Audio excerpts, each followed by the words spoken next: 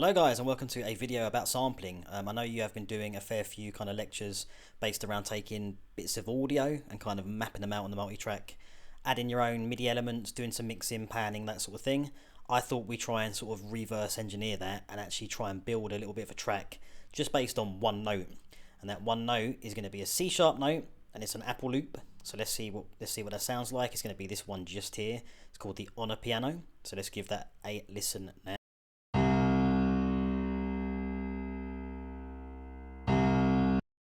Literally just a C sharp that I've taken from the Apple Loops library.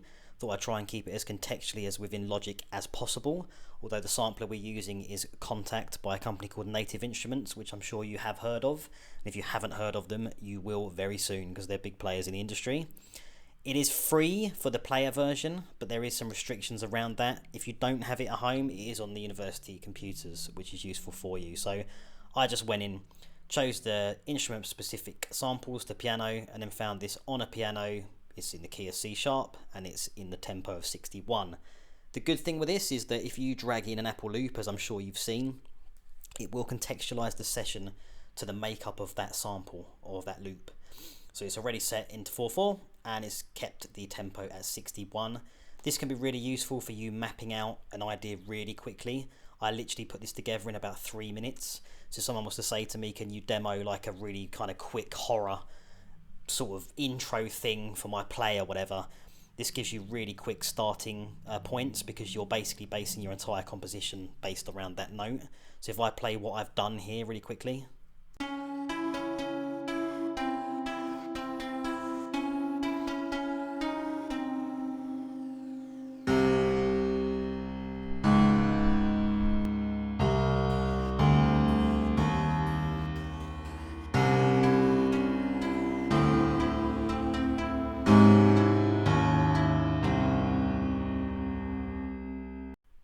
Nothing that is going to win me an Oscar, I'm sure. But yeah, like I say, getting these ideas together, it comes together really fast.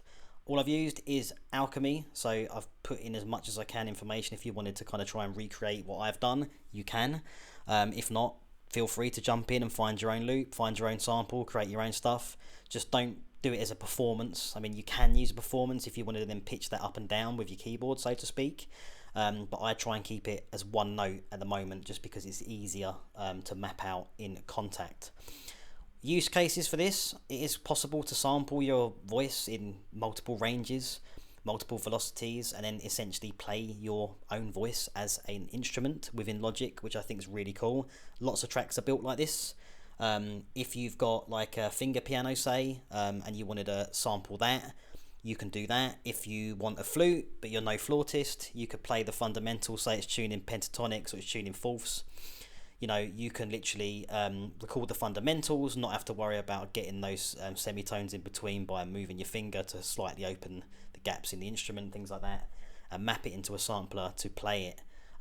In the film world, film composers nowadays will literally sample an entire player. If they've got a favourite cellist or a favourite violinist, they will map out their entire performance into a sampler. Then they can play that back. In terms of creativity, it helps to have a really rich sounding voices to use. They can demo it to the director really easily. And then the musician either gets re-recorded or they're paid some sort of royalty for the use of their samples. So Kontakt literally looks like this. Normally you'd have a bunch of libraries here if you own sample libraries. I've cleared them out of this laptop just to keep it as kind of baseline as possible without us looking at loads of colourful other libraries, and all we're looking at is this sample that I've built up based on that one note. So from that one note, if I bring up my keyboard here, so we're going to go Command and K, I can play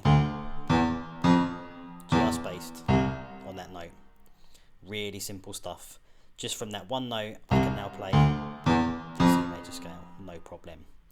So how on earth do we do this? Well, let's try and mute this stuff off and let's show you how I've done this. So we're going to create a new track, so we're going to go Alt Command and N. We want an audio track, so we're going to go and create one of them. Just drag it down so it's in context. Let's open up our Apple Loops. Like I say, I choose instrument piano and the On a Piano. It's 61 BPM, it's C sharp. drag it into the grid. Now, no, why that was there. All we need really is that first note. So really it's kind of done it for us, but you do want to make sure that the sample is as close to the end as possible. So let's try and get this literally to do that. So we're going to put our playhead right to the bar, click in and go Command and T, which will trim the region, so to speak. I kept these extra notes just because I thought it'd be cool to have that C sharp on the downbeat, but I'm going to get rid of them for this. We're going to take them out. Let's drag that over so we've just got our bar 3. How is this sounding?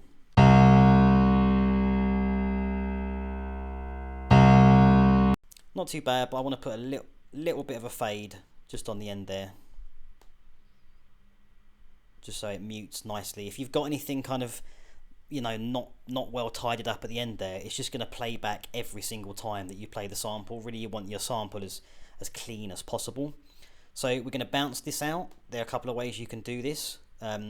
Everything else in this session is muted and I won't talk over it. We just want this section here. So you can just go Command and B, or you can go up to File, Bounce, Project or Session. You want to call it something meaningful. I called it Piano C sharp. I've already bounced it to my desktop, but I'll bounce it again and just call it Piano C sharp for you guys.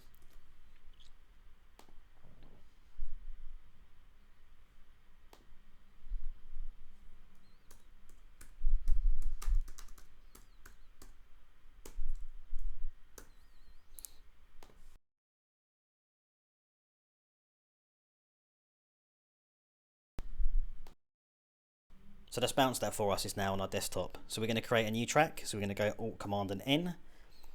And we want a software instrument. Now, you can actually tell Logic what instrument you want. So you won't have Kontakt here because you haven't used it just yet. But if we go into this list down to AU Instruments, Native Instruments, Kontakt 5, and Stereo, and you go Create, you now have a Kontakt instrument right below you there. So we've got our original sample which we've bounced, and we've now got our Kontakt instrument here. So we can go into Kontakt 5. Now we need to get that bounce into here. So we're going to need to go into Finder. I put mine on the desktop, and there's the sample I created for you guys. Here's the one I did earlier. So we're going to take that piano C sharp and drag it in.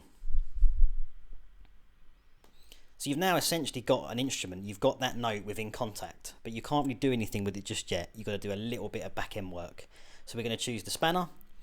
We're going to go to Mapping Editor. Now it's thrown it in. It'll always throw it in at pretty much a C3, which is not what the note is.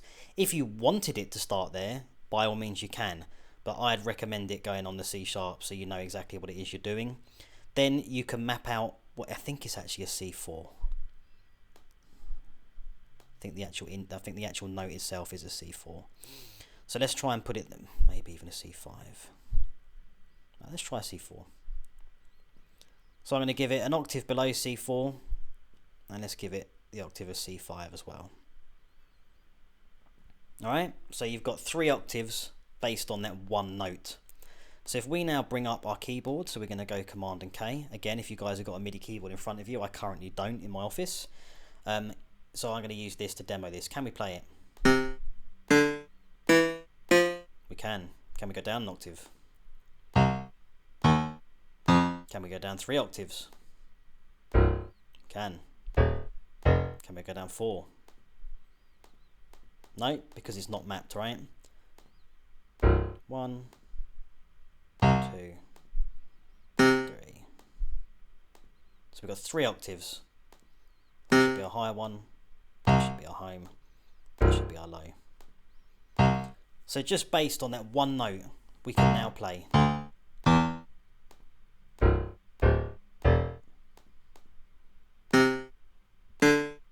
In different octaves. Cool stuff. So like I say, I think, you know, if you could, like I say, sampling your entire voice at home with a great mic and then putting it into these samplers is a really, really useful thing to do. We can now actually record something in here. Let's just record something really basic. Bring up my keyboard, Command K.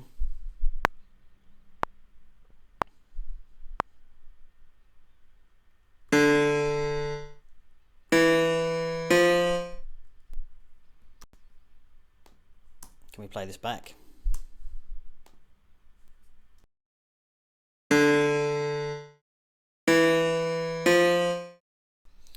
Okay. Recording on your Mac keyboard just feels weird.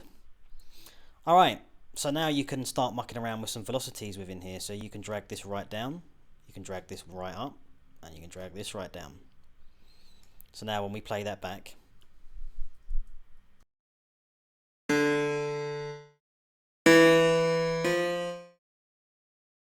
it tries to do its best in terms of making the sample louder or quieter, but all it's really doing is using volume. So you can sample multiple notes at multiple different velocities. Then you can drag this down. So if we keep an eye here on velocity 1 to 127, which is the entire range of MIDI data, you could drag that down, say literally 1 to 20. So this, that example I used of the finger piano, it might be you use literally use like your nail, you know, then perhaps you use the guitar pick to here, and I don't know, a hammer to there, right? So you can drag multiple samples in at different points here to do that, but I would not worry about that right now within the scope of this demo. Let's play around with it, guys. Let's see if you can find a sound that's one note. You can record the key, you can bounce it out, you can put it into Kontakt, and then let's play around with doing some MIDI elements around it to build a little bit of a track. Like I say, do feel free to choose your own sound from here. If you're struggling to find just that one note, then just go with the on a piano like I've shown you, and let's see what we can make.